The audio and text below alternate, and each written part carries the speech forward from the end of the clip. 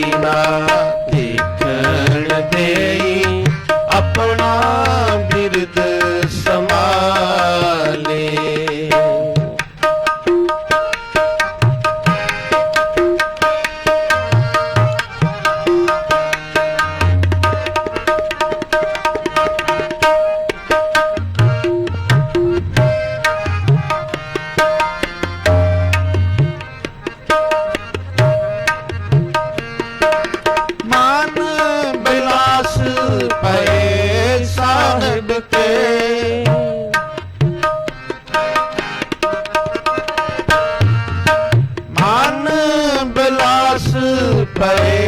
साहिब के अचरज देख बढ़ाई,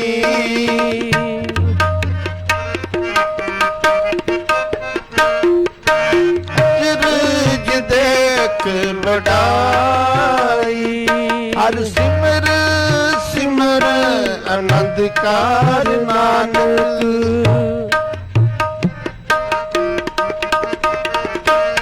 हर सिमर सिमर आनंद कार नानक। पल पूरन पैज रखाई, पल पूरन पैज रखाई, पल पूरन पैज रखाई। औखी घड़ी ना देखन देई अपना बिरद संभाले। औखी घड़ी ना देखन देई अपना बिरद संभाले।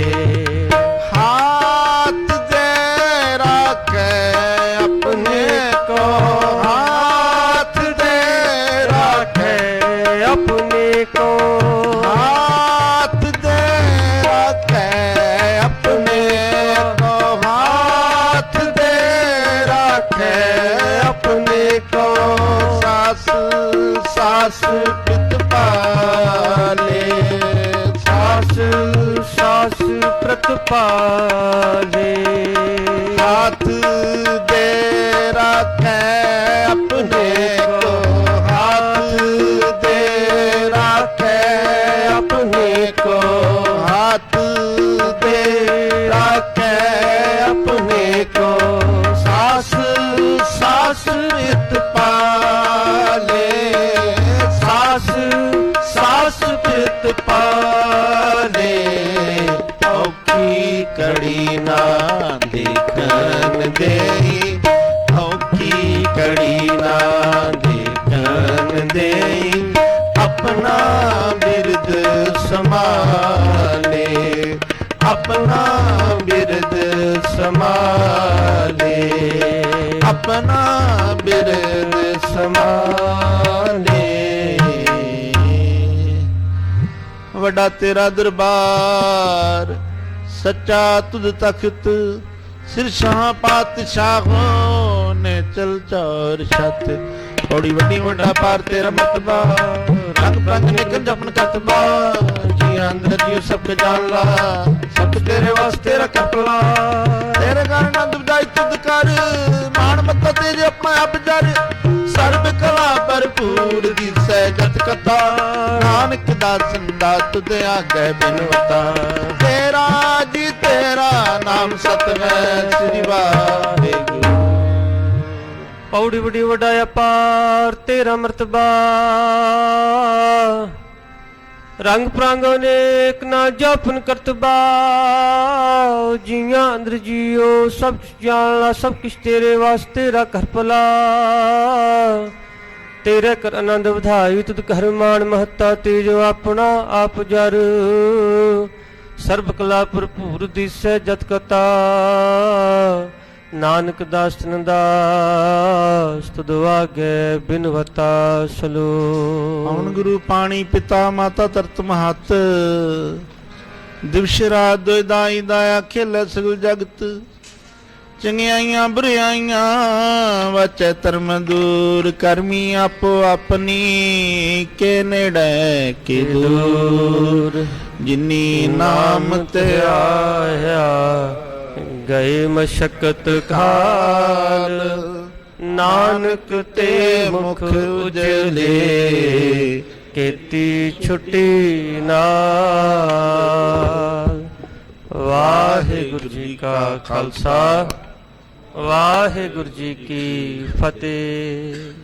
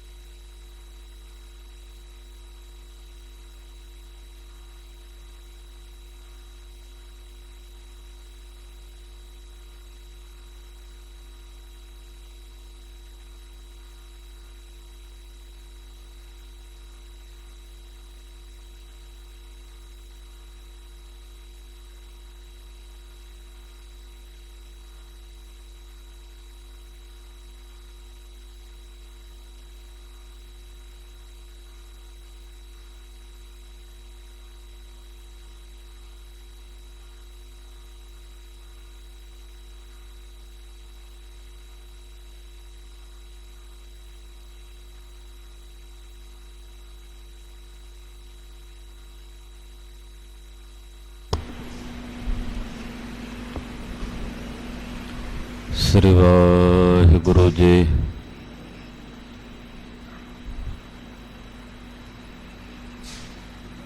ਗੁਰੂ ਨਾਨਕ ਪਦ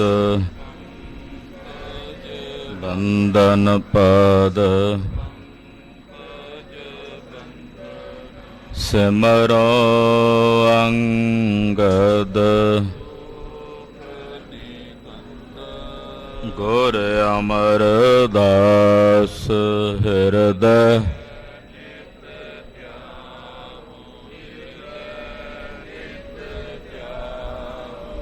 ਸ਼੍ਰੀ ਗੁਰੂ ਰਾਮਦਾਸ ਗੁਣ ਗੁਰੂ ਅਰਜਨ ਬਿਘਨਨ ਕੇ ਨਾਸਕ ਬਿਘਨਨ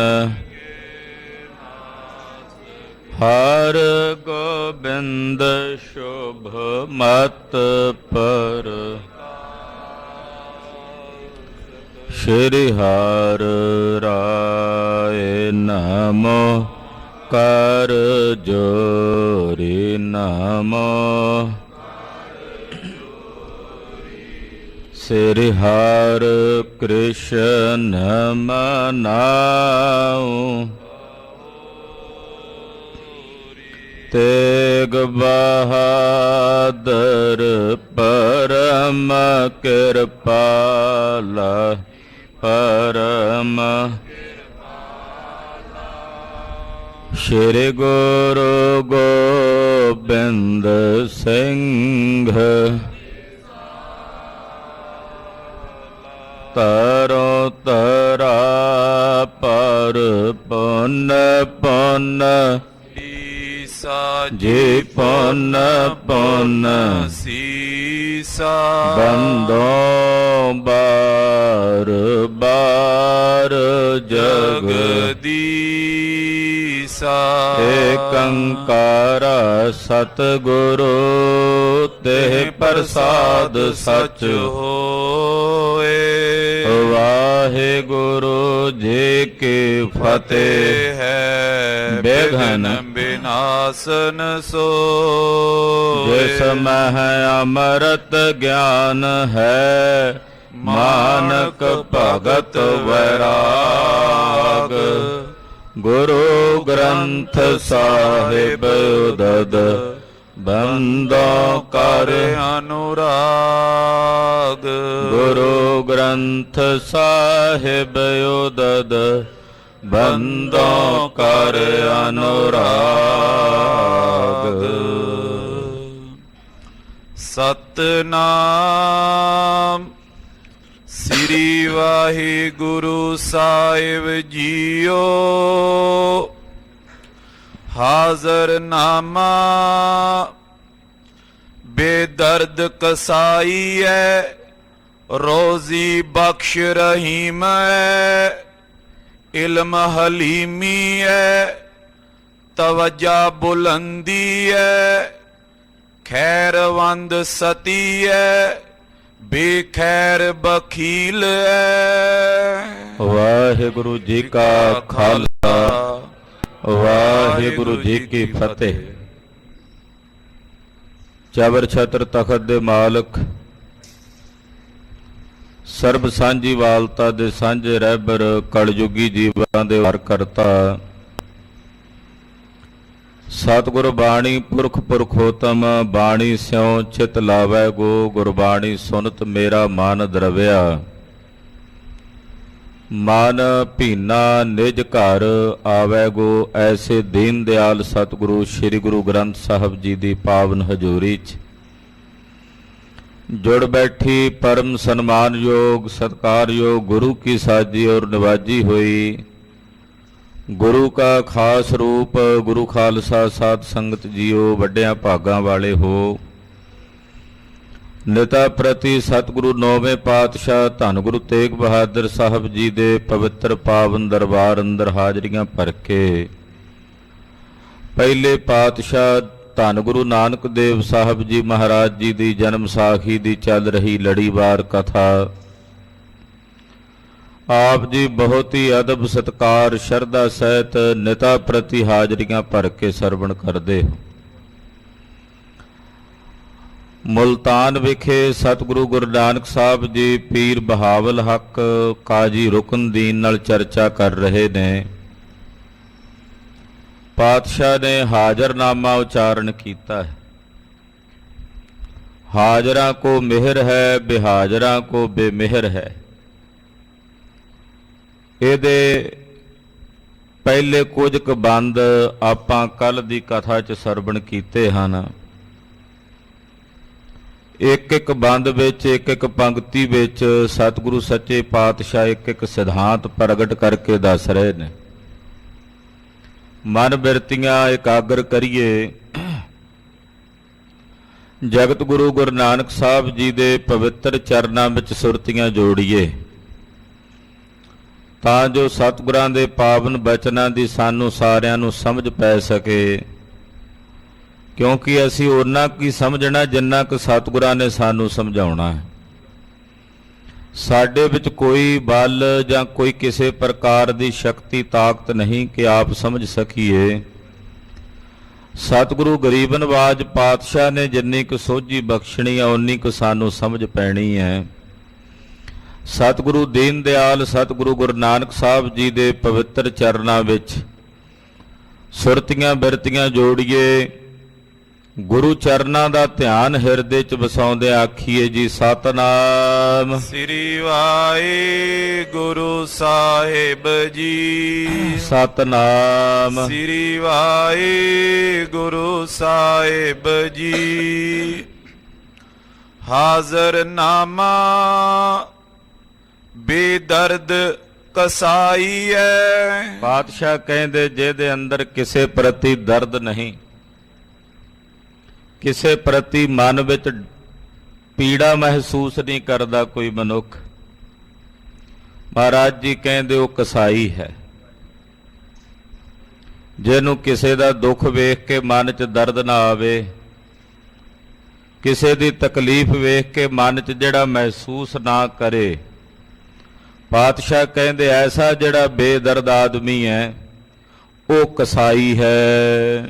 ਰੋਜ਼ੀ ਬਖਸ਼ ਰਹੀਮ ਹੈ। ਰਹੀਮ ਰਹਿਮ ਕਰਨ ਵਾਲਾ, ਸੰਸਾਰ ਦੇ ਸਮਸਤ ਜੀਵਾਂ ਨੂੰ ਰੋਜੀ ਬਖਸ਼ਿਸ਼ ਕਰਨ ਵਾਲਾ ਕੇਵਲ ਇੱਕ ਰਹੀਮ ਅਕਾਲ ਪੁਰਖ ਹੈ। ਰੋਜੀ ਦਾ ਦਾਨ ਅਕਾਲ ਪੁਰਖ ਪਰਮੇਸ਼ਰ ਬਖਸ਼ਦਾ ਸਾਰਿਆਂ ਨੂੰ ਕਿ ਰੋਜ਼ੀ ਦੇਹੰਦ ਹੈ।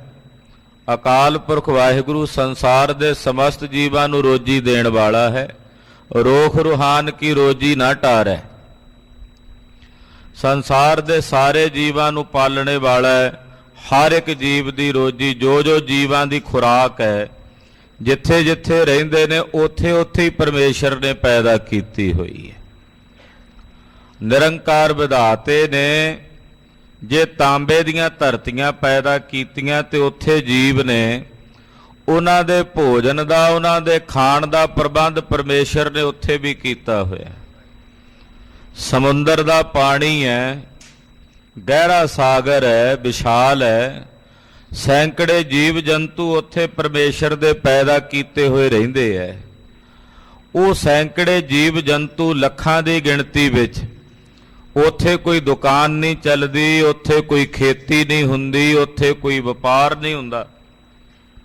ਅਕਾਲ ਪੁਰਖ ਦਾਤੇ ਨੇ ਉਹਨਾਂ ਸੰਸਾਰ ਦੇ ਸਮਸਤ ਜੀਵਾਂ ਦੀ ਪਾਲਣਾ ਕਰਨ ਦੀ ਰੋਜੀ ਦਾ ਪ੍ਰਬੰਧ ਉਹਨਾਂ ਦਾ ਜਲ 'ਚ ਹੀ ਕੀਤਾ ਹੋਇਆ। ਜੇ ਪੱਥਰ ਵਿੱਚ ਵਾਹਿਗੁਰੂ ਨੇ ਜੀਵ ਪੈਦਾ ਕੀਤੇ ਨੇ ਤਾਂ ਪੱਥਰਾਂ 'ਚ ਪੈਦਾ ਕਰਕੇ ਉਹਨਾਂ ਦੀ ਰੋਜੀ ਦਾ ਪ੍ਰਬੰਧ ਪਰਮੇਸ਼ਰ ਨੇ ਪੱਥਰਾਂ ਵਿੱਚ ਵੀ ਕੀਤਾ ਹੋਇਆ।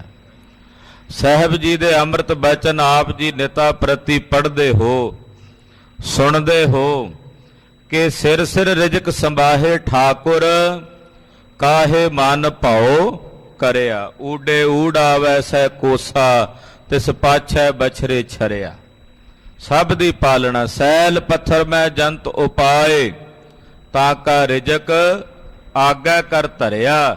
ਅਕਾਲ ਪੁਰਖ ਵਾਹਿਗੁਰੂ ਪਰਮੇਸ਼ਰ ਨੇ ਸੰਸਾਰ ਦੇ ਸਮਸਤ ਜੀਵਾਂ ਦੀ ਰੋਜੀ ਦਾ ਪ੍ਰਬੰਧ ਕੀਤਾ ਹੋਇਆ। ਦੀਨਨ ਕੀ ਪ੍ਰਤਪਾਲ ਕਰੈ, ਨਿਤ ਸੰਤ ਉਭਾਰ ਗਨੀਮ ਨਗਾਰੈ। ਪਛ ਪਸ਼ੂ ਨਗ ਨਾਗ ਨਰਾਦਪ, ਸਰਬ ਸਮੈ ਸਭ ਕੋ ਪ੍ਰਤਪਾਰੈ। ਪੋਖਤ ਹੈ ਜਲ ਮੈਂ ਥਲ ਮੈਂ, ਪਲ ਕੇ ਕਲ ਕੇ ਨਹੀਂ ਕਰਮ ਵਿਚਾਰੈ। ਇਨ ਦਿਆਲ ਦਇਆ ਨਿਦ ਦੋਖਨ, ਦੇਖਤ ਹੈ ਪਰ ਦੇਤ ਨ ਹਾਰੈ। ਉਹ ਸੰਸਾਰ ਦੇ ਸਮਸਤ ਜੀਵਾਂ ਦੀ ਰੋਜੀ ਦੇ ਕੇ ਪਾਲਣਾ ਕਰਨ ਵਾਲਾ ਰਹੀਮ ਹੈ, ਰਹਿਮ ਕਰਨ ਵਾਲਾ ਹੈ। ਇਲਮ ਹਲੀਮੀ ਹੈ। ਕਹਿੰਦੇ ਜੀ ਫਲਾਣੇ ਬੰਦੇ ਕੋਲ ਬੜਾ ਇਲਮ ਹੈ। ਇਲਮ ਦਾ ਮਤਲਬ ਹੁੰਦਾ ਹੁਨਰ, ਗੁਣ। ਕਿਸੇ ਤਰ੍ਹਾਂ ਦਾ ਕਿਸੇ ਨੂੰ ਕੋਈ ਗੁਣ ਆਉਂਦਾ, ਕਹਿੰਦੇ ਇਹਦੇ ਕੋਲ ਆਪਾਂ ਗੁਣ ਕਹਿ ਦਿੰਦੇ ਆ, ਫਾਰਸੀ 'ਚ ਇਲਮ ਕਹਿ ਦਿੰਦੇ ਆ। ਕਹਿੰਦੇ ਬੜੇ ਬੜੇ ਇਲਮਾਂ ਵਾਲੇ ਲੋਕ ਨੇ ਸੰਸਾਰ ਵਿੱਚ, ਪਰ ਇਸ ਸੰਸਾਰ ਵਿੱਚ ਸਭ ਤੋਂ ਵੱਡਾ ਇਲਮ ਜੇ ਕਿਸੇ ਮਨੁੱਖ ਕੋਲ ਹੈ ਤਾਂ ਉਹ ਹੈ ਹਲੀਮੀ, ਨਿਮਰਤਾ। ਹਲੀਮੀ ਦਾ ਮਤਲਬ ਹੁੰਦਾ ਨਿਮਰਤਾ, ਨਿਰਮਾਣਤਾ, ਨਿਵ ਚੱਲਣ ਦੀ ਬਿਰਤੀ। ਜਿਹੜੀ ਪਾਣੀ ਦੀ ਬਿਰਤੀ ਹੈ ਨਾ, ਪਾਣੀ ਦਾ ਸੁਭਾਅ ਹੈ। ਭਾਈ ਗੁਰਦਾਸ ਸਾਹਿਬ ਕਹਿੰਦੇ ਕਿ ਉਹ ਨਿਵਾਣ ਨੂੰ ਚੱਲਦਾ।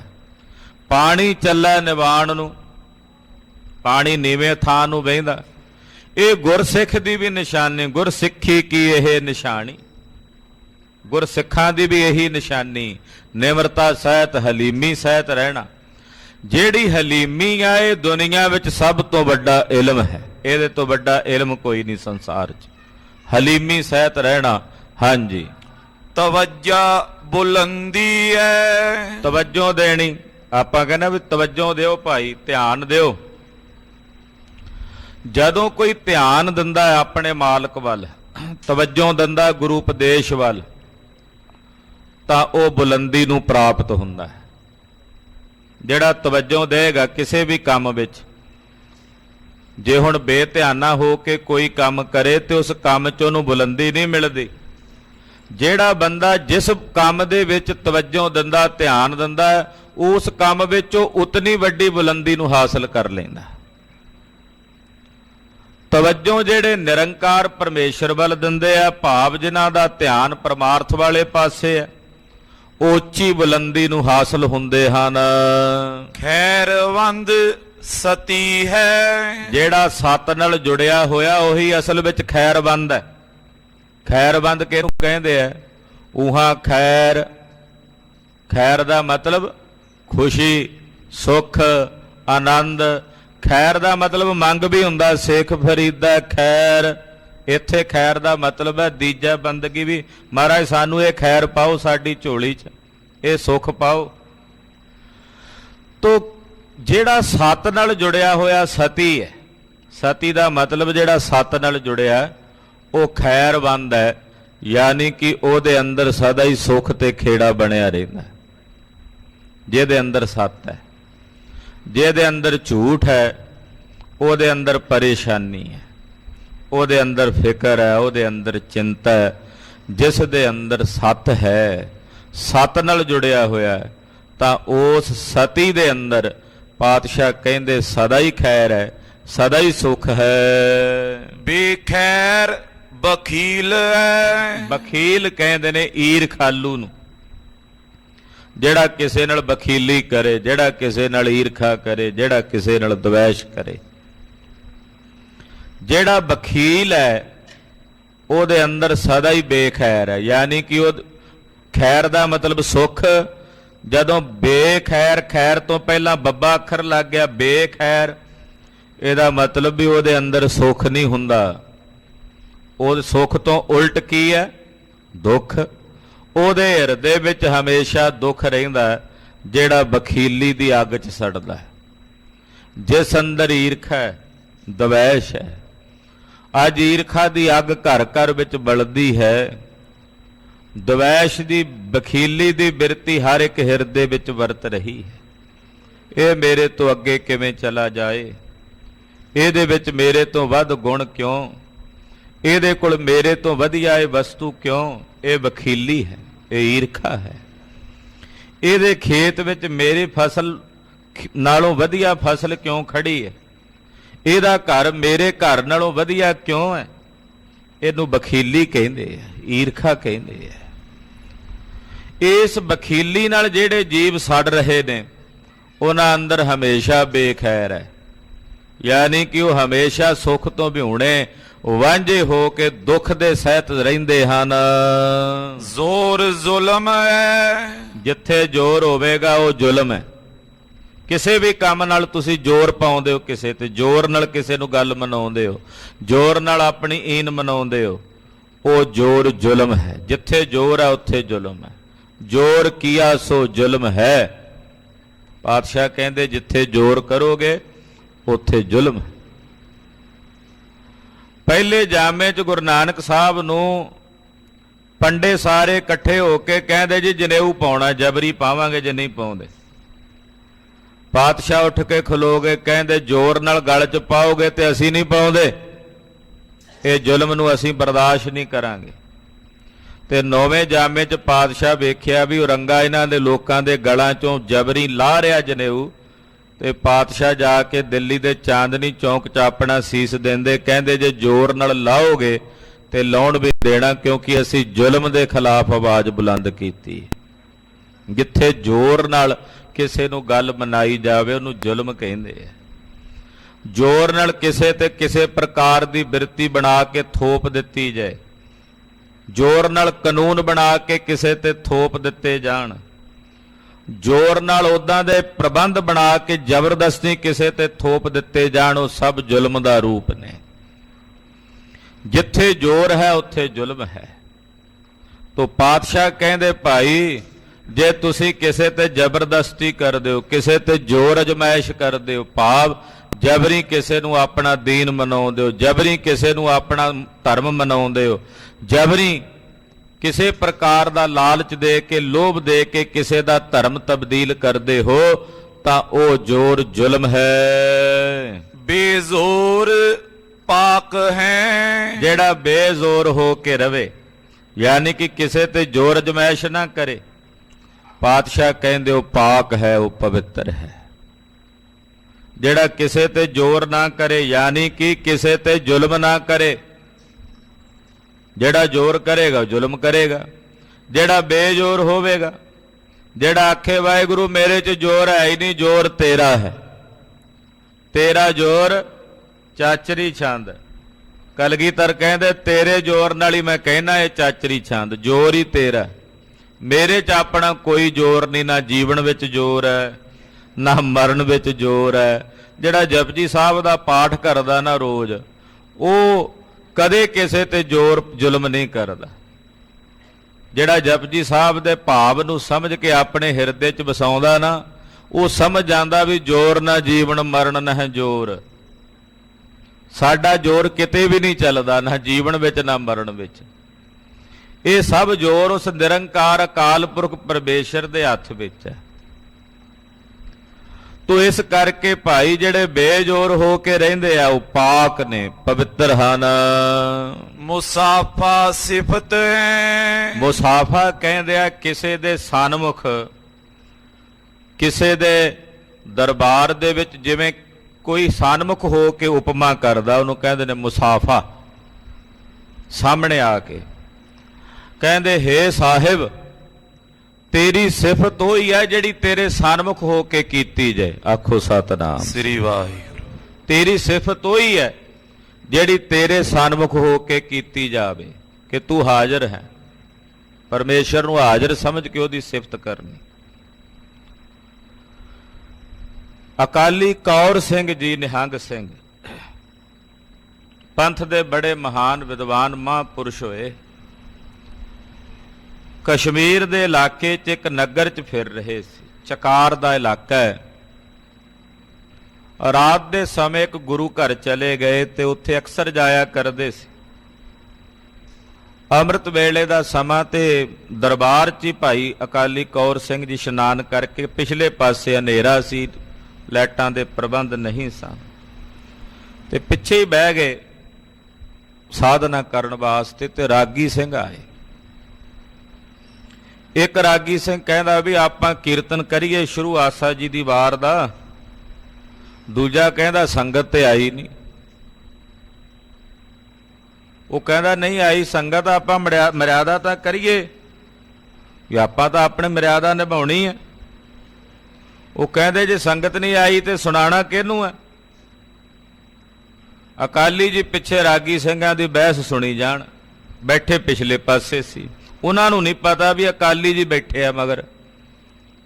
ਅਕਾਲੀ ਜੀ ਨੇ ਆਵਾਜ਼ ਮਾਰੀ, ਆਖਿਆ ਰਾਗੀ ਸਿੰਘ ਜੀ ਦੀਨ ਦੁਨੀਆ ਦੇ ਸ਼ਹਿਨਸ਼ਾਹ ਧੰਨ ਗੁਰੂ ਗ੍ਰੰਥ ਸਾਹਿਬ ਹਾਜ਼ਰ ਨੇ, ਤੁਸੀਂ ਕੀਰਤਨ ਉਹਨਾਂ ਨੂੰ ਸੁਣਾਓ। ਉਹ ਤਾਂ ਹਾਜ਼ਰ ਨੇ। ਯਾਨੀ ਕਿ ਸਿਫਤ ਕਰਨ ਦਾ ਮਤਲਬ ਇਹ ਹੈ ਵੀ ਆਪਣੇ ਮਾਲਕ ਨੂੰ ਮੁਸਾਫਾ ਸਨਮੁਖ ਜਾਣ ਕੇ ਕਿ ਮੇਰੇ ਸਾਹਿਬ ਮੇਰੇ ਸਨਮੁਖ ਨੇ, ਇਹ ਜਾਣ ਕੇ ਉਹਨਾਂ ਦੀ ਸਿਫਤ ਕਰਨੀ ਵੀ ਉਹ ਹਾਜ਼ਰ ਬੈਠੇ ਸੁਣ ਰਹੇ ਨੇ। ਉਹਨਾਂ ਦੀ ਹਾਜ਼ਰੀ ਵਿੱਚ ਬੋਲ ਰਿਹਾ, ਭੈ ਨਾਲ ਬੋਲਣਾ, ਦਾਅਵੇ ਕਰਕੇ ਨਹੀਂ ਬੋਲਣੇ। ਦਾਅਵਾ ਕਰਕੇ ਨਹੀਂ ਬੋਲਣਾ। ਗੁਰੂ ਸਾਹਿਬ ਦੀ ਹਜ਼ੂਰੀ ਵਿੱਚ, ਸਤਿਗੁਰਾਂ ਦੀ ਹਜ਼ੂਰੀ ਵਿੱਚ ਦਾਅਵਾ ਕੇਵਲ ਗੁਰੂ ਦਾ ਚੱਲਦਾ, ਬੰਦਿਆਂ ਦਾ ਨਹੀਂ। ਜੋ ਮੈਂ ਕਹਾਂ ਇਹੀ ਸੱਤ ਹੈ, ਇਹ ਦਾਅਵਾ ਨਹੀਂ ਹੁੰਦਾ। ਗੁਰੂ ਸਾਹਿਬ ਦਾ ਭੈ ਮੰਨ ਕੇ, ਸਤਿਗੁਰਾਂ ਦਾ ਅਦਬ ਆਪਣੇ ਹਿਰਦੇ 'ਚ ਮੰਨ ਕੇ ਬੁਲਾਰਾ ਬੋਲੇ। ਸਿਫਤ ਕਰਨ ਵਾਲਾ ਸਿਫਤ ਕਰੇ। ਗੁਰੂ ਨਾਨਕ ਸਾਹਿਬ ਕਹਿ ਰਹੇ ਨੇ ਕਿ ਸਤਿਗੁਰਾਂ ਦਾ ਭੈ ਮੰਨ ਕੇ, ਗੁਰਦੇਵ ਦਾ ਅਦਬ ਮੰਨ ਕੇ। ਤੋ ਮੁਸਾਫਾ ਸਿਫਤ ਹੈ। ਸਾਹਮਣੇ ਹੋ ਕੇ ਮਹਾਰਾਜ ਜੀ ਦੇ ਸਨਮੁਖ ਹੋ ਕੇ ਸਿਫਤ ਕਰਨੀ, ਇਹ ਸਿਫਤ ਪ੍ਰਵਾਨ ਹੈ।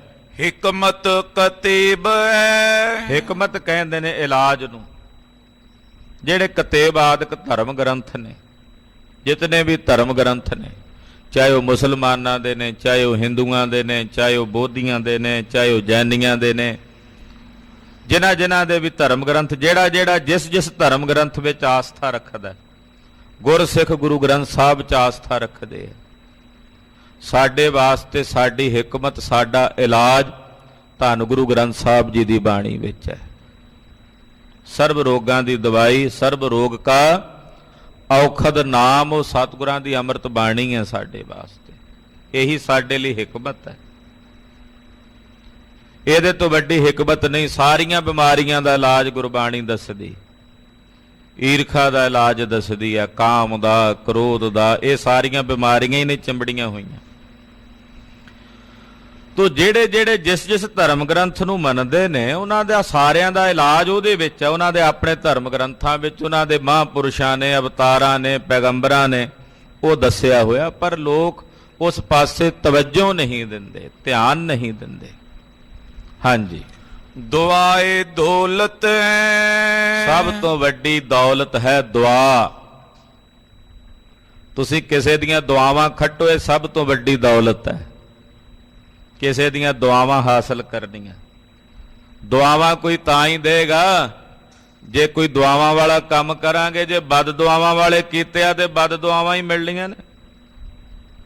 ਖਬਰੇ ਕਿਹਦੀ ਰਸਨਾ ਤੇ ਕਿਹੜੇ ਵੇਲੇ ਪ੍ਰਮਾਤਮਾ ਨੇ ਬੋਲ ਪੈਣਾ।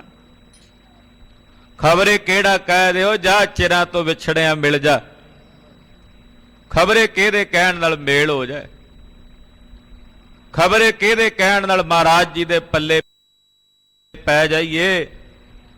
ਇਸ ਕਰਕੇ ਦੁਆਵਾਂ ਵਰਗੀ ਦੌਲਤ ਕੋਈ ਨਹੀਂ ਦੁਨੀਆ 'ਚ। ਦੁਆਏ ਦੌਲਤ ਹੈ, ਦੁਆਵਾਂ। ਜਾਂ ਇਦਾਂ ਕਹਿ ਲਈਏ ਅਕਾਲ ਪੁਰਖ ਵਾਹਿਗੁਰੂ ਪਰਮੇਸ਼ਰ ਅੱਗੇ ਫਰਿਆਦ ਕਰਨੀ, ਇਹੀ ਸਭ ਤੋਂ ਵੱਡੀ ਦੌਲਤ ਹੈ। ਬਦ ਦੁਆਏ ਕਹਿਰ, ਕਿਸੇ ਦੀ ਬਦ ਦੁਆ ਲੈਣੀ ਇਹਦੇ ਵਰਗਾ ਕਹਿਰ ਕੋਈ ਨਹੀਂ ਸੰਸਾਰ 'ਚ। ਸਭ ਤੋਂ ਵੱਡਾ ਕਹਿਰ ਹੈ ਕਿਸੇ ਦੀ ਬਦ ਦੁਆ, ਕਿਉਂਕਿ ਦੁਆ ਵੀ ਦਿਲ ਚੋਂ ਨਿਕਲਦੀ ਹੈ ਤੇ ਬਦ ਦੁਆ ਵੀ ਦਿਲ ਚੋਂ ਨਿਕਲਦੀ ਹੈ।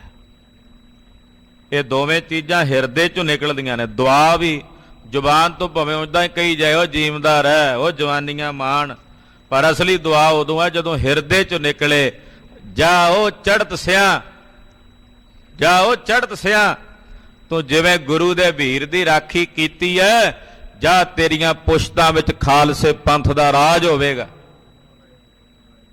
ਇਹ ਦੁਆ ਦਿੱਤੀ ਸੀ ਪੰਥ ਦੇ ਵਹੀਰ ਨੇ ਵੱਡੇ ਘੱਲੂ ਘਾਰੇ ਵਿੱਚ, ਕੋਪਰਹੀੜ ਦੇ ਮੈਦਾਨ ਵਿੱਚ ਚੜ੍ਹਤ ਸਿੰਘ ਸ਼ੁਕਰ ਚੱਕੀਏ ਨੂੰ, ਉਹਦਾ ਪੁੱਤਰ ਬਾਂਹ ਸਿੰਘ, ਫਿਰ ਉਹਦਾ ਪੁੱਤਰ ਰਣਜੀਤ ਸਿੰਘ, ਸ਼ੇਰੇ ਪੰਜਾਬ ਮਹਾਰਾਜਾ ਰਣਜੀਤ ਸਿੰਘ ਹੋ ਕੇ ਰਾਜ ਕੀਤਾ।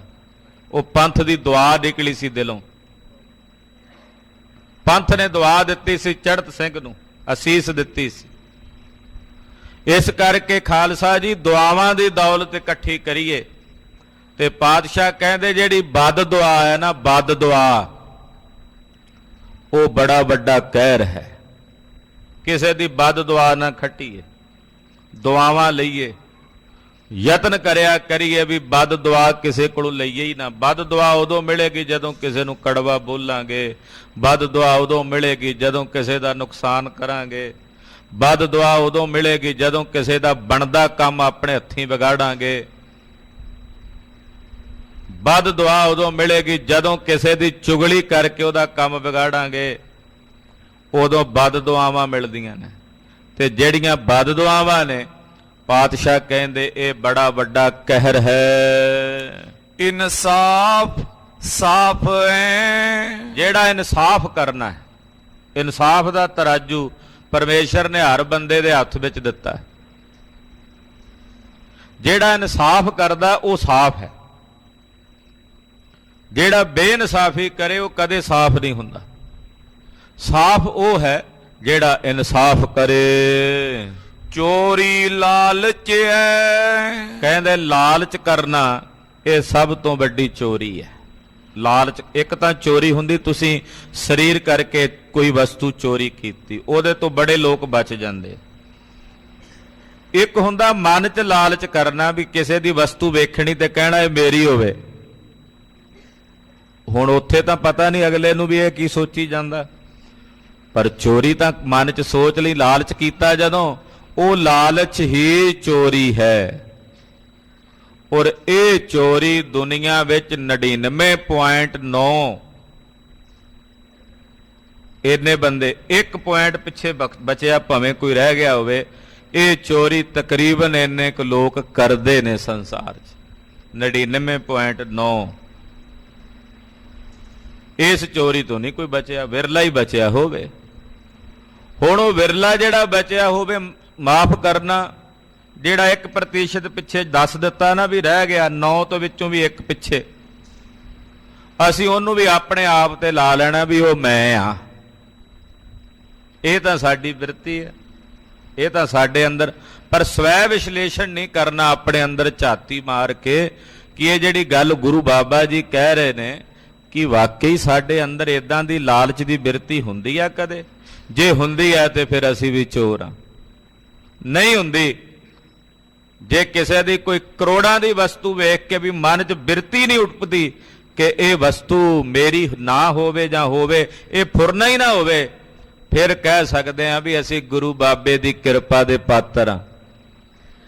ਤੇ ਜੇ ਕਿਸੇ ਦੀ ਕੌਡੀ ਦੀ ਚੀਜ਼ ਵੇਖ ਕੇ ਵੀ ਮਨ ਵਿੱਚ ਲਾਲਚ ਆ ਜਾਂਦਾ ਤਾਂ ਫਿਰ ਅਸੀਂ ਚੋਰ ਹਾਂ, ਗੁਰੂ ਬਾਬੇ ਦੇ ਵੀ ਔਰ ਉਸ ਬੰਦੇ ਦੇ ਵੀ। ਯਾਰੀ ਪਲੀਤੀ ਹੈ, ਯਾਰੀ ਯਾਰੀ ਦਾ ਮਤਲਬ ਹੈ ਬਦ ਫੈਲੀ ਕਰਨ ਦੀ ਬਿਰਤੀ ਕਰਨੀ, ਜਿਹੜੀ ਯਾਰੀ ਹੈ ਇਹ ਪਲੀਤੀ ਹੈ, ਯਾਨੀ ਕਿ ਇਹ ਪਲੀਤ, ਪਲੀਤ ਦਾ ਮਤਲਬ ਮਾੜੀ ਹੈ, ਭੈੜੀ ਹੈ ਜਿਹੜੀ। ਚੋਰੀ ਵੀ ਮਾੜੀ, ਯਾਰੀ ਆਪਾਂ ਕਹਿੰਦੇ ਨੇ ਚੋਰੀ ਯਾਰੀ, ਚੋਰੀ ਵੀ ਮਾੜੀ, ਯਾਰੀ ਮਤਲਬ ਭੈੜੀਆਂ ਬਦ ਫੈਲੀਆਂ ਕਰਨ ਵਾਲੇ, ਪਰ ਪੁਰਖਗਾਮੀ, ਪਰ ਇਸਤਰੀਆਂ ਗਾਮੀ, ਉਹ ਜਿਹੜੀ ਯਾਰੀ ਏਦਾਂ ਦੀ ਬਿਰਤੀ ਵਾਲੀ ਹੈ, ਪਲੀਤ ਹੈ, ਅਪਵਿੱਤਰ ਹੈ। ਸਿਫਤ ਉਜ਼ੂ ਹੈ। ਹੁਣ ਇਹ ਵਜ਼ੂ ਕਰਦੇ ਆ ਨਾ, ਹੱਥ ਪੈਰ ਧੋਂਦੇ ਆ, ਜਦੋਂ ਨਮਾਜ਼ ਪੜ੍ਹਦੇ ਹੁੰਦੇ ਆ ਮੁਸਲਮਾਨ ਵੀਰ, ਮਹਾਰਾਜ ਜੀ ਕਹਿੰਦੇ ਅਸਲ ਵਿੱਚ ਅਕਾਲ ਪੁਰਖ ਪਰਮੇਸ਼ਰ ਦੀ ਸਿਫਤ ਕਰਨੀ ਇਹੀ ਵਜ਼ੂ ਹੈ।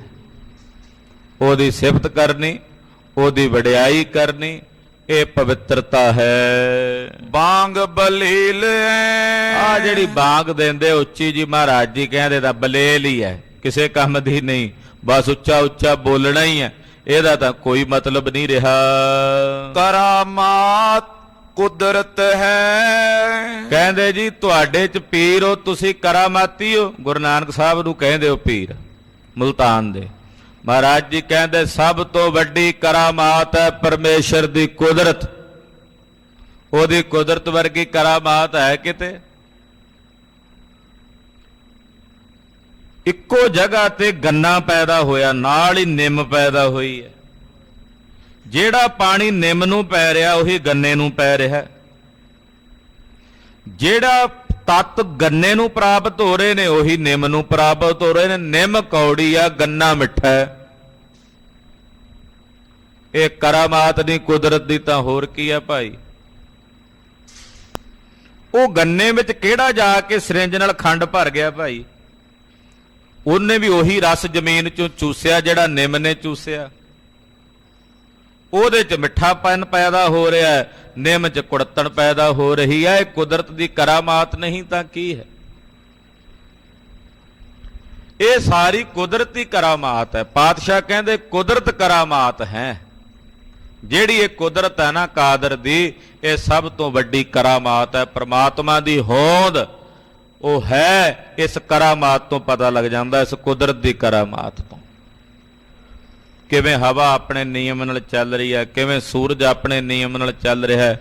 ਇਹ ਕੁਦਰਤ ਦੇ ਰੰਗ ਜਿੰਨੇ ਵੀ ਨਜ਼ਰ ਆਉਂਦੇ ਹੈ, ਇਹ ਕਰਾਮਾਤ ਹੈ ਉਸ ਪਰਮਾਤਮਾ ਦੀ, ਜ਼ਾਹਰ ਕਰਾਮਾਤ ਹੈ, ਪ੍ਰਤੱਖ ਕਰਾਮਾਤ ਹੈ। ਹਾਂਜੀ। ਫਕੀਰੀ ਸਬੂਰੀ ਹੈ। ਫਕੀਰੀ ਕੀ ਹੈ? ਜਿਹਦੇ ਅੰਦਰ ਸਬਰ ਆ ਜਾਏ, ਸਬੂਰੀ। ਜਿਹਦੇ ਅੰਦਰ ਸਬਰ ਹੈ ਉਹ ਫਕੀਰ ਹੈ। ਜਿਹਦੇ ਅੰਦਰ ਬੇਸਬਰੀ ਹੈ ਉਹ ਕਾਹਦਾ ਫਕੀਰ ਭਾਈ? ਜਿਹੜਾ ਹਰਲ ਹਰਲੀ ਕਰਦਾ ਫਿਰੇ ਚਾਰੇ ਪਾਸੇ, ਉਹ ਕਾਹਦਾ ਫਕੀਰ? ਫਕੀਰ ਤਾਂ ਉਹ ਜਿਹੜਾ ਸਬਰ ਨਾਲ ਇੱਕ ਪਾਸੇ ਟਿਕਾਣੇ ਤੇ ਹੋ ਕੇ ਬਹਿ ਜਾਏ, ਆਨੰਦ ਚ ਹੋ ਕੇ ਬਹਿ ਜਾਏ, ਉਹ ਫਕੀਰ ਹੈ। ਜਿਹੜਾ ਹਰਲ ਹਰਲ ਕਰਦਾ ਫਿਰੇ, ਕਦੇ ਇੱਧਰ ਕਦੇ ਉੱਧਰ ਭੱਜਿਆ ਹੀ ਫਿਰੇ, ਨੱਠਿਆ ਹੀ ਫਿਰੇ, ਨਾ ਦਿਨੇ ਚੈਨ ਨਾ ਰਾਤ ਨੂੰ, ਉਹ ਕਾਹਦਾ ਫਕੀਰ ਭਾਈ? ਫਕੀਰੀ ਤਾਂ ਹੈ ਸਬਰ ਵਿੱਚ। ਜਿੱਥੇ ਸਬੂਰੀ ਆ ਗਈ, ਸਬਰ ਆ ਗਿਆ, ਉਹੀ ਫਕੀਰੀ ਹੈ। ਨਾ ਸਬੂਰੀ ਮਕਰ ਹੈ। ਨਾ ਸਬੂਰੀ, ਜਿਹਦੇ ਚ ਸਬੂਰੀ ਦਾ ਮਤਲਬ ਸੰਤੋਖ ਨਹੀਂ ਹੈ, ਜਿਹਦੇ ਚ ਸਬਰ ਨਹੀਂ ਹੈ। ਪਾਤਸ਼ਾਹ ਕਹਿੰਦੇ ਮਕਰ ਕਹੀਓ ਮਕਾਰ ਹੈ, ਉਹ ਨੀਚ ਹੈ। ਮਕਰੂ, ਮਕਰੂ ਕਹਿ ਦਿੰਦੇ ਨੇ ਨੀਚ, ਭ੍ਰਸ਼ਟਿਆ ਹੋਇਆ, ਗੰਦਾ, ਉਹਨੂੰ ਮਕਰੂ ਵੀ ਕਹਿ ਦਿੰਦੇ ਆ, ਮਕਾਰ ਵੀ ਕਹਿ ਦਿੰਦੇ ਆ, ਮਕਰ ਵੀ ਕਹਿ ਦਿੰਦੇ ਆ। ਜਿਹੜਾ ਭ੍ਰਸ਼ਟਿਆ ਹੋਵੇ, ਗੰਦਾ ਹੋਵੇ, ਨੀਚ ਹੋਵੇ, ਉਹਨੂੰ ਕਹਿੰਦੇ ਮਕਰੂ। ਪਾਤਸ਼ਾਹ ਕਹਿੰਦੇ ਜਿਹੜਾ ਭਾਈ ਸਬਰ ਤੋਂ ਵਿਹੂਣਾ ਹੈ ਉਹ ਮਕਰੂ ਹੈ, ਉਹ ਨੀਚ ਹੈ। ਰਾਹੋਂ ਪੀਰਾ ਹੈ। ਜਿਹੜਾ ਪੀਰਾਂ ਦਾ ਰਾਹ ਹੈ ਉਹੀ ਅਸਲੀ ਰਾਹ। ਪੀਰਾਂ ਦਾ ਮਤਲਬ ਜਿਹੜੇ ਰੱਬ ਦੇ ਪਿਆਰੇ ਜਿਸ ਰਾਹ ਤੇ ਟੁਰਦੇ ਨੇ ਉਹੀ ਅਸਲ ਵਿੱਚ ਮੁੱਖ ਰਸਤਾ ਹੈ ਪਰਮਾਰਥ ਦਾ। ਜਿਸ ਰਾਹ ਤੇ ਰੱਬ ਦੇ ਪਿਆਰੇ ਟੁਰਨ ਉਹੀ ਰਾਹ ਹੈ ਦੁਨੀਆ ਦੇ ਲੋਕਾਂ ਵਾਸਤੇ। ਹਾਂਜੀ। ਬੇਰਾਹੋਂ ਬੇਪੀਰਾ ਹੈ। ਜਿਹੜੇ ਬੇਪੀਰ ਲੋਕ ਨੇ, ਜਿਨ੍ਹਾਂ ਦਾ ਕੋਈ ਗੁਰੂ ਪੀਰ ਨਹੀਂ, ਉਹ ਬੇਰਾਏ ਹੋਏ ਫਿਰਦੇ, ਭਟਕਦੇ ਫਿਰਦੇ ਨੇ। ਜਿਹੜੇ ਪੀਰ ਵਾਲੇ ਨੇ, ਗੁਰੂ ਪੀਰ ਵਾਲੇ ਨੇ, ਉਹ ਤਾਂ ਰਸਤੇ ਤੇ ਪੈ ਗਏ, ਭੁੱਲਿਆਂ ਨੂੰ ਗੁਰੂ ਨੇ ਰਸਤੇ ਪਾ ਦਿੱਤਾ। ਜਿਹੜੇ ਗੁਰੂ ਪੀਰਾਂ ਤੋਂ ਵੀ ਹੁਣੇ ਬੇਪੀਰੇ ਸੀ, ਪਾਤਸ਼ਾਹ ਕਹਿੰਦੇ ਉਹ ਬੇਰਾਹੋ ਨੇ, ਉਹ ਭੈੜਿਆਂ ਰਾਹਾਂ ਦੇ ਉੱਤੇ ਟੁਰੇ ਫਿਰਦੇ ਆ, ਟੇਢਿਆਂ ਰਸਤਿਆਂ ਤੇ ਭਟਕਦੇ ਫਿਰਦੇ ਹਨ। ਤੇਗ ਮਰਦਾ ਹੈ। ਪਾਤਸ਼ਾਹ ਤੇਗ ਦੀ ਗੱਲ ਕੱਲੀ ਗੁਰੂ ਹਰਗੋਬਿੰਦ ਸਾਹਿਬ ਜਾਂ ਕਲਗੀਧਰ ਪਾਤਸ਼ਾਹ ਨੇ ਨਹੀਂ ਕੀਤੀ। ਤੇਗ ਦੀ ਗੱਲ ਪਹਿਲੇ ਜਾਮੇ 'ਚ ਗੁਰੂ ਨਾਨਕ ਸਾਹਿਬ ਵੀ ਕਰ ਰਹੇ ਨੇ। ਪਾਤਸ਼ਾਹ ਕਹਿੰਦੇ ਤੇਗ ਮਰਦਾਂ ਦਾ ਸ਼ਸਤਰ ਹੈ, ਮਰਦਾਂ ਦਾ, ਸੂਰਮਿਆਂ ਦਾ। ਇਹਦੀ ਸਾਰ ਕਾਇਰ ਕੀ ਜਾਣਨ ਵੀ ਤੇਗ ਦੀ ਸਾਰ ਕੀ ਹੈ। ਬਈ ਤੇਗ ਦਾ ਤਾਂ ਮਤਲਬ ਮਰਦ ਹੀ ਸਮਝ ਸਕਦਾ ਨਾ। ਤੇ ਇੱਥੇ ਜੇ ਕੋਈ ਤਲਵਾਰ ਦੀ ਗੱਲ ਕਰੇ ਤੇ ਲੋਕ ਕਹਿੰਦੇ ਵੇਖੋ ਜੀ ਤਲਵਾਰਾਂ ਦੀ ਗੱਲ ਕਰਦੇ ਐ। ਅੱਜ ਕੱਲ ਕੋਈ ਤਲਵਾਰਾਂ ਦੀ ਗੱਲ ਦਾ ਸਮਾਂ ਥੋੜੀ ਹੈ। ਇਹ ਪੰਜਾਬ ਦੀ ਧਰਤੀ ਆ, ਗੁਰੂ ਸਾਹਿਬ ਦੇ ਨਾਂ ਤੇ ਵਸਦੀ ਹੈ। ਇਸ ਧਰਤੀ ਦੇ ਵਸਿੰਦਿਆਂ ਨੂੰ ਗੁਰੂ ਸਾਹਿਬ ਨੇ ਤਲਵਾਰ ਬਖਸ਼ੀ ਹੈ ਤੇ ਇਹ ਤਲਵਾਰ ਦੀ ਗੱਲ ਉਦੋਂ ਤੱਕ ਕਰਦੇ ਰਹਿਣਗੇ ਜਦੋਂ ਤੱਕ ਇਹ ਸੰਸਾਰ ਰਹੇਗਾ। ਸਤਿ ਸ੍ਰੀ ਅਕਾਲ। ਕਿਉਂਕਿ ਇਹਨਾਂ ਦੀ ਤਲਵਾਰ ਕਿਤੇ ਜ਼ੁਲਮ ਵਾਸਤੇ ਨਹੀਂ ਉੱਠਦੀ, ਇਹਨਾਂ ਦੀ ਤਲਵਾਰ ਉੱਠਦੀ ਹੈ ਜ਼ੁਲਮ ਨੂੰ ਰੋਕਣ ਵਾਸਤੇ। ਜ਼ੁਲਮ ਕਰਨ ਵਾਸਤੇ ਨਹੀਂ ਉੱਠਦੀ, ਜ਼ੁਲਮ ਨੂੰ ਰੋਕਣ ਵਾਸਤੇ ਰੁਕਦੀ ਹੈ, ਚੁੱਕੀ ਜਾਂਦੀ ਹੈ। ਤੇਗ ਮਰਦਾਂ ਦਾ ਹਥਿਆਰ ਹੈ, ਇਹਦੀ ਸਾਰ ਮਰਦ ਜਾਣਦੇ ਨੇ। ਕਾਇਰਾਂ ਨੂੰ ਕੀ ਪਤਾ ਵੀ ਸ਼ਸਤਰ ਕੀ ਹੁੰਦਾ, ਉਹ ਕੀ ਜਾਣਨ ਤਲਵਾਰ ਕੀ ਹੁੰਦੀ ਹੈ। ਉਹਨਾਂ ਨੂੰ ਤਾਂ ਪਤਾ ਵੀ ਹੱਥ ਜੋੜ ਕੇ ਕਿਸੇ ਅੱਗੇ ਲੇਲੜੀਆਂ ਕੱਢ ਲੈਣੀਆਂ, ਚਾਪਲੂਸੀਆਂ ਕਰਕੇ ਉਹਨਾਂ ਅੱਗੇ ਜੀ ਕਰਕੇ ਉਹਨਾਂ ਦੇ ਪੈਰਾਂ ਵਿੱਚ ਜਾ ਕੇ ਆਪਣੇ ਸਿਰ ਰੱਖ ਦੇਣੇ। ਇਹ ਤਾਂ ਚਾਪਲੂਸ। ਉਹਨਾਂ ਨੂੰ ਕਿਆ ਪਤਾ ਵੀ ਤਲਵਾਰ ਦੀ ਸਾਰ ਕੀ ਹੈ, ਤਲਵਾਰ ਦਾ ਜ਼ੋਰ ਜਾਂ ਤਲਵਾਰ ਦੀ ਅਸਲ ਸ਼ਕਤੀ ਨੂੰ ਜਾਣਨੇ ਵਾਲੇ ਨੇ ਜਿਹੜੇ ਗੁਰੂ ਨਾਨਕ ਸਾਹਿਬ ਕਹਿੰਦੇ ਉਹ ਮਰਦ ਨੇ। ਤੇਗ ਮਰਦਾਂ ਹੈ, ਤੇਗ ਨੂੰ ਮਰਦ ਜਾਣਦੇ ਹਨ, ਸੂਰਮੇ ਜਾਣਦੇ ਹਨ। ਦੇਗ ਖਰਾਇਤ ਹੈ। ਤੇ ਪਾਤਸ਼ਾਹ ਕਹਿੰਦੇ ਜਿਹੜੀ ਦੇਗ ਆ, ਦੇਗ ਚਲਾਉਣੀ, ਇੱਕ ਆ ਤੇਗ, ਦੂਜੀ ਗੁਰੂ ਨਾਨਕ ਸਾਹਿਬ ਕਹਿੰਦੇ ਆ ਦੇਗ। ਦੇਗ ਤੇ ਤੇਗ ਦੀ ਗੱਲ ਗੁਰੂ ਨਾਨਕ ਸਾਹਿਬ ਦੇ ਘਰ ਵਿੱਚ ਹੁੰਦੀ ਆਈ ਹੈ ਤੇ ਹੁੰਦੀ ਰਹੇਗੀ। ਰੋਜ਼ ਅਸੀਂ ਅਰਦਾਸ ਕਰਦੇ ਹਾਂ, ਦੇਗ ਤੇਗ ਫਤਿਹ। ਜਿਨ੍ਹਾਂ ਨੇ ਦੇਗ ਚਲਾਈ, ਤੇਗ ਵਾਹੀ, ਇਹ ਗੱਲ ਅਸੀਂ ਰੋਜ਼ ਅਰਦਾਸ ਵਿੱਚ ਗੁਰੂ ਸਾਹਿਬ ਦੇ ਚਰਨਾਂ 'ਚ ਕਰਦੇ ਹਾਂ। ਦੇਗ ਵੀ ਔਰ ਤੇਗ ਵੀ। ਦੇਗ ਤੇਗ ਜਗ ਮੈਂ ਦਊ ਚਲੈ, ਰਾਖ ਆਪ ਮੋਹਿ ਅਵਰ ਨਾ ਦਲੈ। ਕਲਗੀਧਰ ਜੀ ਦੇ ਬਚਨ ਨੇ। ਪਾਤਸ਼ਾਹ ਸਿੱਕਾ ਚਲਾਉਂਦੇ ਤੇ ਕਹਿੰਦੇ ਦੇਗੋ ਤੇਗੋ ਫਤਿਹ ਨੁਸਰਤ ਬੇਦ ਰੰਗ, ਯਾਫ ਤਜ ਨਾਨਕ ਗੁਰੂ ਗੋਬਿੰਦ ਸਿੰਘ। ਦੇਗੋ ਤੇਗੋ ਫਤਿਹ ਨੁਸਰਤ ਬੇਦ ਰੰਗ, ਯਾਫ ਤਜ ਨਾਨਕ ਗੁਰੂ ਗੋਬਿੰਦ ਸਿੰਘ। ਤੋ ਪਾਤਸ਼ਾਹ ਕਹਿੰਦੇ ਜਿੱਥੇ ਮਰਦਾਂ ਦੇ ਕੋਲ ਤੇਗ ਹੈ, ਤੇਗ ਮਰਦਾਂ ਹੈ, ਦੇਗ ਖਰਾਇਤ ਹੈ। ਉਹਨਾਂ ਮਰਦਾਂ ਦੇ ਹੱਥ ਵਿੱਚ ਜਿਹੜੀ ਦੇਗ ਹੈ ਉਹ ਖਰਾਇਤ ਵਜੋਂ, ਯਾਨੀ ਕਿ ਉਹ ਵੰਡਦੇ ਹੈ, ਲੰਗਰ ਚਲਾਉਂਦੇ ਹੈ, ਭੁੱਖੇ ਨੂੰ ਅਭਿਆਗਤ ਨੂੰ ਭੋਜਨ ਛਕਾਉਂਦੇ ਹੈ। ਕਿਉਂਕਿ ਉਹ ਜੇ ਤੇਗ ਫੜੀ ਹੈ ਤਾਂ ਉਹ ਰਹਿਮ ਵਾਸਤੇ ਫੜੀ ਹੈ, ਨਾ ਕਿ ਕਿਸੇ ਤੇ ਜ਼ੁਲਮ ਕਰਨ ਵਾਸਤੇ ਫੜੀ ਹੈ। ਜਿਹੜਾ ਕੋਈ ਜਰਵਾਣਾ ਬਣ ਕੇ ਆਉਂਦਾ, ਜਰਵਾਣੇ ਦੀ ਭੱਖਿਆ ਗੁਰੂ ਹਰਗੋਬਿੰਦ ਸਾਹਿਬ ਨੇ ਬਚਨ ਕਹੇ ਸੀ। ਜਦੋਂ ਸਮਰੱਥ ਰਾਮਦਾਸ ਨੇ ਕਿਹਾ ਵੀ ਪੀਰ ਕੀ ਤਾਂ ਤੇਗ ਕੀ, ਪਾਤਸ਼ਾਹ ਕਹਿੰਦੇ ਜਰਵਾਣੇ ਕੀ ਭੱਖਿਆ, ਗਊ ਗਰੀਬ ਕੀ ਰੱਖਿਆ। ਇਹ ਤਲਵਾਰ ਜਰਵਾਣੇ ਨੂੰ ਭੱਖ ਜਾਣ ਵਾਸਤੇ ਹੈ ਔਰ ਗਰੀਬੜੇ ਦੀ ਰੱਖਿਆ ਵਾਸਤੇ ਹੈ। ਤੇ ਉਹਦੇ ਲਈ ਦੇਗ ਖਰਾਇਤ ਹੈ, ਭਾਵ ਲੰਗਰ ਚਲਾਣੇ, ਉਹਨਾਂ ਨੂੰ ਭੋਜਨ ਛਕਾਉਣਾ। ਅਦਲ ਬਾਦਸ਼ਾਹ ਹੈ। ਬਾਦਸ਼ਾਹ ਦਾ ਕੰਮ ਹੁੰਦਾ ਅਦਲ ਕਰਨਾ। ਅਦਲ ਦਾ ਮਤਲਬ ਇਨਸਾਫ ਕਰਨਾ। ਜਿਹੜਾ ਬਾਦਸ਼ਾਹ ਅਦਲ ਨਹੀਂ ਕਰਦਾ, ਇਨਸਾਫ ਨਹੀਂ ਕਰਦਾ, ਉਹਨੂੰ ਬਾਦਸ਼ਾਹ ਹੋਣ ਦਾ ਹੱਕ ਨਹੀਂ। ਉਹਨੂੰ ਬਾਦਸ਼ਾਹਤ ਨੂੰ ਤਲਾਂਜਲੀ ਦੇ ਦੇਣੀ ਚਾਹੀਦੀ ਹੈ। ਜਿਹੜਾ ਅਦਲ ਨਾ ਕਰੇ, ਇਨਸਾਫ ਨਾ ਕਰੇ। ਇਸ ਕਰਕੇ ਪਾਤਸ਼ਾਹ ਕਹਿੰਦੇ ਬਾਦਸ਼ਾਹ ਉਹ ਹੈ ਜਿਹੜਾ ਅਦਲ ਕਰੇ, ਇਨਸਾਫ ਕਰੇ। ਏਤੇ ਟੋਲ ਜੇ ਜਾਣ ਜਣਾਵੇ। ਇਹ ਪਾਤਸ਼ਾਹ ਕਹਿੰਦੇ ਨਾ ਸਾਰੇ ਇਹਨਾਂ ਨੂੰ ਟੋਲ ਕੇ, ਜਿਹੜੇ ਉੱਪਰ ਬਚਨ ਹੋਏ ਨੇ ਹਾਜ਼ਰਨਾਮੇ 'ਚ, ਇਹਨਾਂ ਨੂੰ ਕੋਈ ਟੋਲੇ ਪੜ੍ਹੇ ਵਿਚਾਰੇ ਔਰ ਇਹਨੂੰ ਜਾਣੇ ਤੇ ਅੱਗੇ ਜਣਾਵੇ। ਤੋ ਨਾਨਕ ਦਾਨਸ਼ਵੰਦ ਕਹਾਵੇ। ਗੁਰੂ ਨਾਨਕ ਸਾਹਿਬ ਕਹਿੰਦੇ ਉਹ ਬੰਦੇ ਸੰਸਾਰ ਵਿੱਚ ਦਾਨਸ਼ਵੰਦ ਕਹਾਉਂਦੇ ਹਨ। ਉਹੀ ਬੰਦੇ ਸੰਸਾਰ ਵਿੱਚ ਦਾਨਸ਼ਵੰਦ ਹੋ ਕੇ ਨਿਬੜਦੇ ਨੇ ਜਿਹੜੇ ਇਹਨਾਂ ਸਾਰੀਆਂ ਬਾਤਾਂ ਨੂੰ, ਜਿਹੜੀਆਂ ਕੱਲ ਵੀ ਆਪ ਜੀ ਨੇ ਸਰਵਣ ਕੀਤੀਆਂ, ਅੱਜ ਵੀ ਸਰਵਣ ਕੀਤੀਆਂ ਹਾਜ਼ਰਨਾਮੇ 'ਚ, ਜਿਹੜਾ ਇਹਨਾਂ ਨੂੰ ਜਾਣੇ ਤੇ ਜਣਾਵੇ ਅੱਗੇ, ਉਹੀ ਇਹ ਸੰਸਾਰ ਵਿੱਚ ਦਾਨਸ਼ਵੰਦ ਹੈ। ਦੋਹਰਾ ਇਸ ਪ੍ਰਕਾਰ ਸੁਨ ਪੀਰ ਸਭ ਬੰਦੇ ਪਦ ਅਰਬਿੰਦ। ਇਸ ਪ੍ਰਕਾਰ ਸਾਰੇ ਪੀਰਾਂ ਨੇ ਮਹਾਰਾਜ ਜੀ ਦੇ ਬਚਨ ਸੁਣੇ। ਜਿੰਨੇ ਮੁਲਤਾਨ ਦੇ ਪੀਰ ਸੀ ਸਭ ਨੇ ਸੁਣੇ। ਸੁਣਦਿਆਂ ਸਾਰ ਸਾਰੇ ਪੀਰਾਂ ਦੇ ਹੱਥ ਜੁੜ ਗਏ।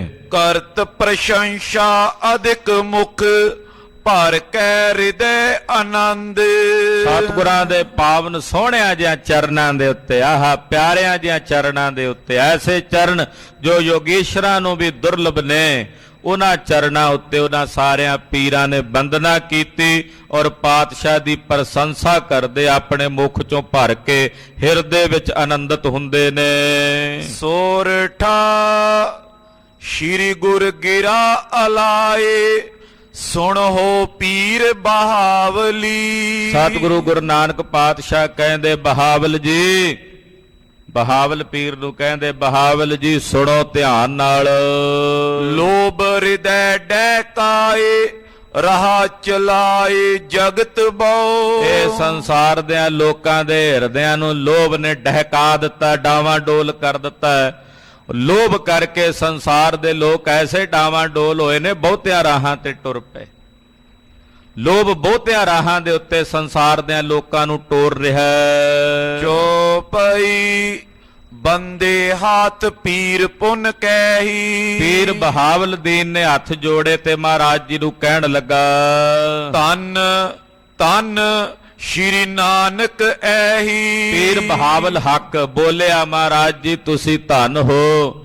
ਹੇ ਗੁਰੂ ਨਾਨਕ ਸਾਹਿਬ ਜੀ ਤੁਸੀਂ ਧੰਨ ਹੋ, ਧੰਨ ਹੋ। ਧੰਨ ਨਾਨਕ ਤੇਰੀ ਵੱਡੀ ਕਮਾਈ, ਧੰਨ ਨਾਨਕ ਤੇਰੀ ਵੱਡੀ ਕਮਾਈ। ਧੰਨ ਨਾਨਕ ਤੇਰੀ ਵੱਡੀ ਕਮਾਈ, ਧੰਨ ਨਾਨਕ ਤੇਰੀ ਵੱਡੀ ਕਮਾਈ। ਧੰਨ ਨਾਨਕ ਤੇਰੀ ਵੱਡੀ ਕਮਾਈ, ਧੰਨ ਨਾਨਕ ਤੇਰੀ ਵੱਡੀ ਕਮਾਈ।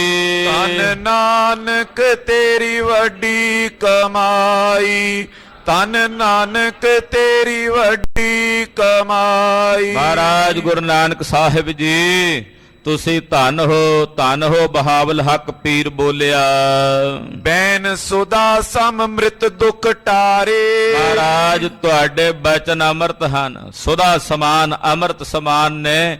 ਜਿਨ੍ਹਾਂ ਅੰਮ੍ਰਿਤ ਸਮਾਨ ਬੋਲਾਂ ਨੇ ਸਾਡੇ ਦੁੱਖ ਦੂਰ ਕਰ ਦਿੱਤੇ ਨੇ, ਸਾਡੇ ਦੁੱਖ ਭੰਨ ਦਿੱਤੇ ਆ ਮਹਾਰਾਜ ਜੀ ਤੁਹਾਡੇ ਬਚਨਾਂ ਨੇ, ਅੰਮ੍ਰਿਤ ਰੂਪੀ ਬੋਲਾਂ ਨੇ। ਰਾਵਰ ਕੋ ਅਮੋਗ ਦਰਸਾਰੇ। ਇਹ ਪਾਤਸ਼ਾਹ ਤੁਹਾਡੇ ਦਰਸ਼ਨ ਅਮੋਗ ਹਨ ਮਹਾਰਾਜ, ਤੁਹਾਡੇ ਅਮੋਗ ਦਰਸਾਰੇ ਹਨ।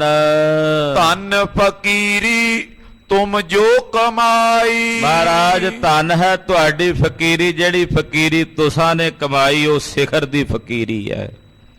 ਹੇ ਗੁਰੂ ਨਾਨਕ ਸਾਹਿਬ ਜਿਹੜੀ ਫਕੀਰੀ ਤੁਸਾਂ ਕਮਾਈ ਹੈ ਉਹ ਫਕੀਰੀ ਧੰਨ ਹੈ, ਕਿਉਂਕਿ ਉਸ ਫਕੀਰੀ ਤੋਂ ਪਰੇ ਕੋਈ ਫਕੀਰੀ ਨਹੀਂ ਜੋ ਫਕੀਰੀ ਤੁਸਾਂ ਨੇ ਮਾਣੀ ਹੈ। ਜਿਸ ਕੀ ਇਹ ਵੱਡ ਵਡਿਆਈ, ਜਿਸ ਦੀ ਇਹ ਵੱਡੀ ਵਡਿਆਈ ਹੈ। ਸਰਬ ਜਗਤ ਕੀ ਜੋ ਗੁਰਿਆਈ। ਸਾਰੇ ਜਗਤ ਦੀ ਜੋ ਗੁਰਿਆਈ ਹੈ, ਸਾਰੇ ਜਗਤ ਦੀ ਜੋ ਮਲਕੀਅਤ ਹੈ, ਸੋ ਤੁਮਰੀ ਲਾਇਕ ਬਨ ਆਈ। ਮਹਾਰਾਜ ਜੀ ਤੁਸੀਂ ਕੱਲੇ ਸਿੱਖਾਂ ਦੇ ਗੁਰੂ ਨਹੀਂ, ਤੁਸੀਂ ਕੱਲੇ ਹਿੰਦੂਆਂ ਦੇ ਗੁਰੂ ਨਹੀਂ। ਮਹਾਰਾਜ ਇਹ ਜਿਤਨਾ ਵੀ ਸੰਸਾਰ ਹੈ ਇਹ ਸਾਰੇ ਸੰਸਾਰ ਦੇ ਤੁਸੀਂ ਗੁਰੂ ਹੋ, ਸਭ ਦੇ ਗੁਰੂ ਹੋਣ ਦੇ ਲਾਇਕ ਹੋ। ਭਾਵ ਸਾਰਾ ਸੰਸਾਰ ਤੁਹਾਡੇ ਚਰਨਾਂ ਵਿੱਚ ਹੈ। ਕਲੀ ਕਾਲ ਨਰ ਦੇ ਉਪਦੇਸ਼ਾ। ਮਹਾਰਾਜ ਗੁਰਿਆਈ ਤੁਹਾਨੂੰ ਹੀ ਬਣ ਆਉਂਦੀ ਹੈ। ਸਾਰੇ ਜਗਤ ਦੀ ਗੁਰਿਆਈ ਤੁਹਾਨੂੰ ਬਣ ਆਉਂਦੀ ਹੈ ਮਹਾਰਾਜ। ਐਡੀ ਵੱਡੀ ਵਡਿਆਈ ਦੇ ਮਾਲਕ ਤੁਸੀਂ ਹੋ। ਸੰਸਾਰ ਦੇ ਜਿਤਨੇ ਜੀਵ ਹਨ ਕਲਯੁਗ ਦੇ ਮਹਾਰਾਜ, ਉਹਨਾਂ ਨੂੰ ਆਪ ਜੀ ਪਾਵਨ ਉਪਦੇਸ਼ ਦੇ ਕੇ ਕੋਟ ਉਧਾਰੇ ਸ਼੍ਰੀ ਜਗਤੇਸ਼ਾ।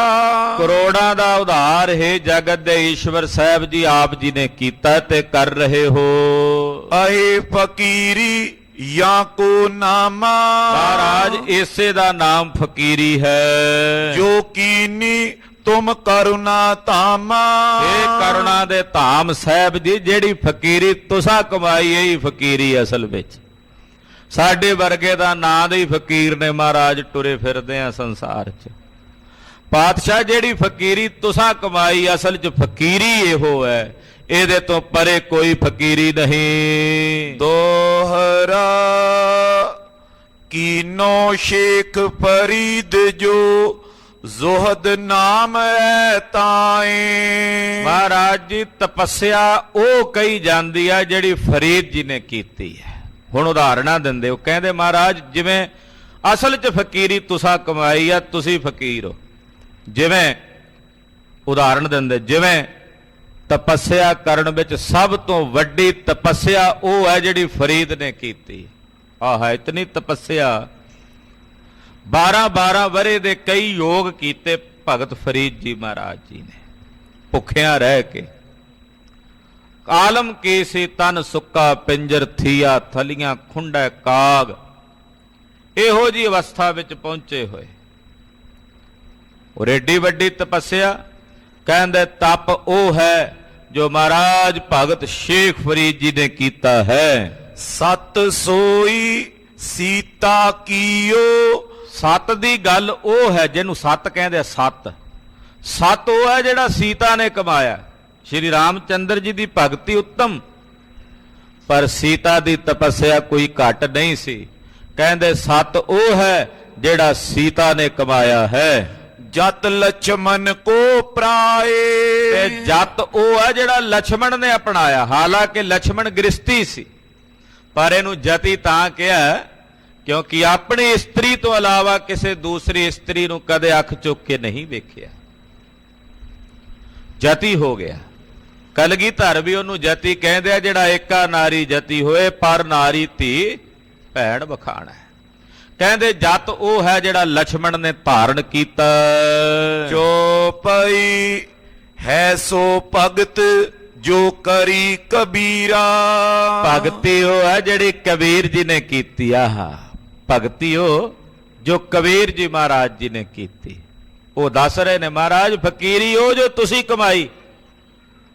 ਅੱਗੇ ਉਦਾਹਰਨਾਂ ਦਿੰਦੇ ਆ, ਕਹਿੰਦੇ ਜਿਵੇਂ ਤਪੱਸਿਆ ਉਹ ਜੋ ਫਰੀਦ ਨੇ ਕੀਤੀ, ਸਤ ਉਹ ਜੋ ਸੀਤਾ ਨੇ ਕਮਾਇਆ, ਜਤ ਉਹ ਜੋ ਲਛਮਣ ਨੇ ਕਮਾਇਆ, ਭਗਤੀ ਉਹ ਜਿਹੜੀ ਕਬੀਰ ਜੀ ਨੇ ਕੀਤੀ। ਸੋ ਹਟ ਜੋ ਭਾਤਰੂ ਸਰੀਰਾ।